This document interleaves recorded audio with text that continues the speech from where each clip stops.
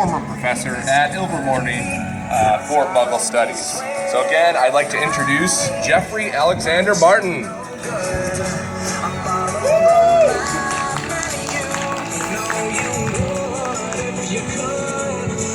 Thank you very much, David. This is Mug 207, Muggles in Real Life. And let me ask you this question. Have you ever seen a Muggle garden gnome? Now, the first time that I noticed one was a few years ago. I was out going door to door asking Muggles about dragons. I was doing a bit of a study, learning many things, and I noticed these weird little creatures out in the yard. They looked like little people. Couldn't figure out exactly what they are. Now, the first person that I asked about them said, they're a garden gnome. And I inquired, what's the purpose of that? Why does that matter? What does it do?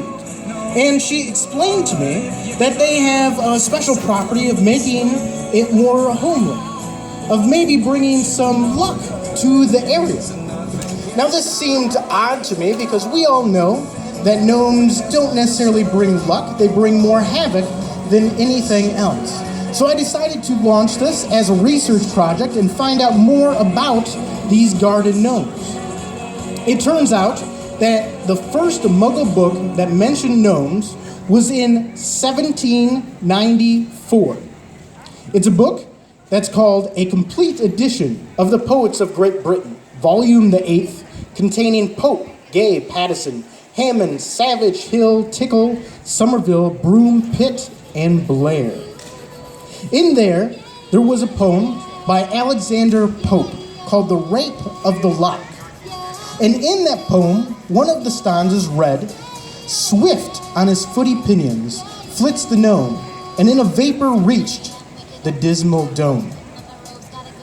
Now this is just the first small mention of gnomes. But Muggles caught on to this, and they realized that there was something special, a special property about gnomes. Now this led to several incidents. Muggles started to catch gnomes for various reasons, trade them. Some of the rich people decided to put them into cages and display them in different areas in their gardens. A lot of people were opposed to this, of course, but other people were huge supporters. Some of the wizarding community even thought that this was a benefit, that maybe we could rid ourselves of gnomes by allowing the Muggles to take over and take care of the problem. Other people liked catching them for magical purposes and trying to wring some of that magic out of them, which they, of course, could not. Nevertheless, did not stop them from trying. This led to a huge political issue in the witching and wizarding community, which eventually culminated in the mid-1800s in a big political meeting where there was a bit of a row. As the people came together, there was a big debate. And everyone thought that it would be solved at this time, and maybe the wizarding community would establish a standard for how Muggles should be allowed or not allowed to interact with gnomes. But instead, it didn't go that well. At the meeting itself, a fight actually broke out, became somewhat violent, and nothing at all was resolved. So, what to do? There were several different ideas, several different theories, and several different plans. But since no one could agree on them, no one knew what to do or what direction to take it. So what ended up happening is a small group decided to take the initiative and take action on their own. Now this led to a group both in England and in Germany, creating a bit of what we might call a conspiracy. And they started promoting the idea that gnomes were decorations. Now, they first started out as wooden figures, and then later they grew them into stone figures. This started primarily in Germany, and we think of them as looking like small dwarfs now. They started to change their image. The Muggles didn't like the look of the natural gnome. And by the time that jumped over to England, they started to display them in museums and royal gardens. This became a huge status symbol and started to grow. Now, the popularity of garden and lawn gnomes has ebbed and flowed over time, both increasing and decreasing for various reasons. And now, we are seeing that some people are still struggling with the same issue.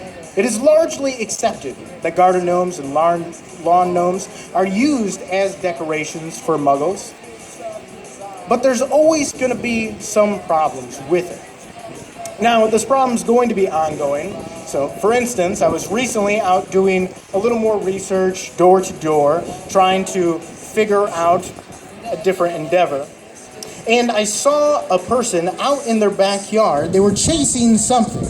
Now, a lot of muggles, they try to get rabbits and squirrels, chipmunks, other kinds of critters and rodents out of their gardens.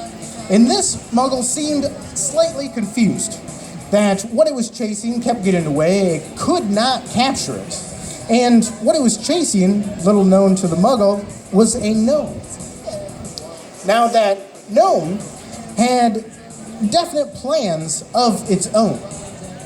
It was tearing up the garden tremendously, destroying everything.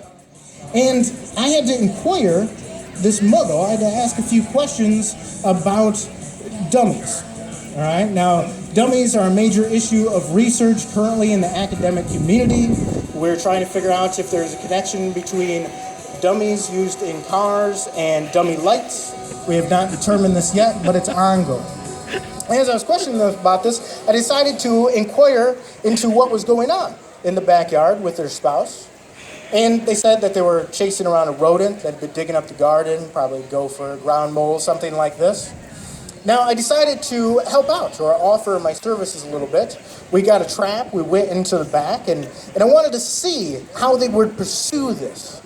And as it turns out, they have a whole variety of traps on their own. But of course, gnomes are a little better, a little more intelligent, a little stronger, and a little wittier than the normal chipmunk or squirrel. So we set up our traps, and we put some various kinds of food in them that the muggles thought might attract a gnome. Now, as it turns out, muggles have no idea what gnomes eat, so they really weren't attracted to the traps. And now, the muggles were waiting and just watching. They set up a video. This is obviously a major concern, because if a gnome is caught on video and posted out into the muggle community, then an agency has to take care of that and try to cover that up. So, as I was watching this, I made some alerts about what was happening. And as the gnomes came out, they decided to investigate the traps on their own. Now, I don't know if the gnomes themselves have any knowledge of what these traps are really designed for, but they definitely had some hesitancy around them, but they also had some curiosity as well. And so they decided to investigate, ended up setting up all the traps and moving them around the yard.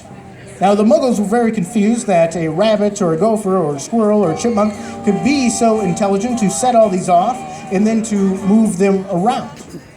And at that point, I had to move on because the research into the relation of crash car dummies and dummy lights is very important, and I had to get headed out. But we can see that the problem is still ongoing. All right, so it's important that the next time that you see one of these garden gnomes or one of these lawn gnomes, you start to inquire into what the muggle thinks it is. And if you can come up with unique answers, I would really appreciate it if you could send me that information just for a gathering of research. And we're slowly coming out with more articles on how muggles are perceiving this and how their perceptions are changing over time. And we're very curious of how they try to deal with the problem encountered in lawn gnomes and garden gnomes as they have issues with them themselves, and what we should do about these in the future. So, I hope that you'll take this as not necessarily a version of homework, but something more like a project that you can take home into your communities to possibly make a difference and lead to a furthering of your career. Thank you.